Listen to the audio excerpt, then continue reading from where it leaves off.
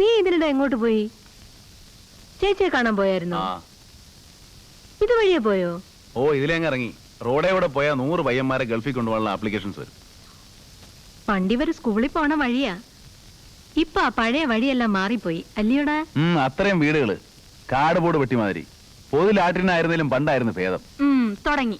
ആളുകൾ വീട് വയ്ക്കാൻ പാടില്ലെന്നാ ഇവിടെ ഒരാളുടെ. നാടിന്റെ ഭംഗി പോകും പോലും. അതവൻ പറയുന്നത് കുറെയൊക്കെ ശരിയാ. നമ്മുടെ കൊട്ടക്കാട്ട് കാവിന്റെ അവിടെയൊക്കെ എന്തു ഭംഗിയായിട്ട് കിടന്നതാ. ഇപ്പൊ അവിടെ കാവുമില്ല, ദേവിയില്ല, 5-6 മഞ്ഞ വീട് മാത്രമുണ്ട്. അതും കണ്ട ജാതിക്കാരുടെ.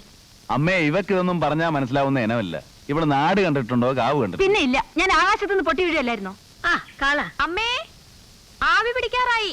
ഞാനിതാ വന്നു. തിളച്ചെടുക്കുവാ. വന്നെന്ന്. ആ അമ്മ എന്നാ പോയി ആവി പിടിക്ക്. ആ കൊച്ചപ്പോഴും വന്ന് വിളിച്ചു. എന്ത് പറ്റി? അറിഞ്ഞില്ലേ? അക്കാര്യത്തിൽ മോനേക്കാൾ അമുക്കിയ അമ്മ. ഒറ്റ വസ്തു ഒറ്റ ആളോട് മിണ്ടത്തില്ല. കഴിഞ്ഞ ആഴ്ച ബാത്റൂമിൽ സ്റ്റൈലായിട്ടൊരു വീഴ്ച അങ്ങ് വീണു കൊടുത്തു. ഭാഗ്യത്തിന് ഫ്രാക്ചർ ഒന്നും ഉണ്ടായില്ല. 2 ദിവസം അനങ്ങാൻ പറ്റിയില്ല. ഇപ്പോഴും നീരുണ്ട്. ആണോ? ഓ, കഴിഞ്ഞ ആഴ്ചയൊന്നും അല്ലടാ, 1 മാസത്തിന് മേലായി.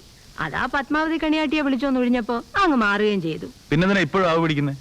അതാ പെണ്ണിന്റെ ഓരോ നിർബന്ധങ്ങള്. ഒന്നുമില്ല, ഞാൻ എപ്പോഴും അവിടെ പറയാറുള്ളതാ, അമ്മ ഇവിടെ തനിച്ചിങ്ങനെ നിർത്തുന്നത് റിസ്ക് ആണെന്ന്. പെട്ടെന്ന് എന്തെങ്കിലും ഒന്ന് വയ്യാതെ വന്നാൽ കിടന്ന് വിളിച്ചാൽ കൂടെ വരാൻ ആരാ ഉള്ളത്? അങ്ങനൊന്നും വരുത്തത്തില്ല. വാ മക്കളെ, വാ.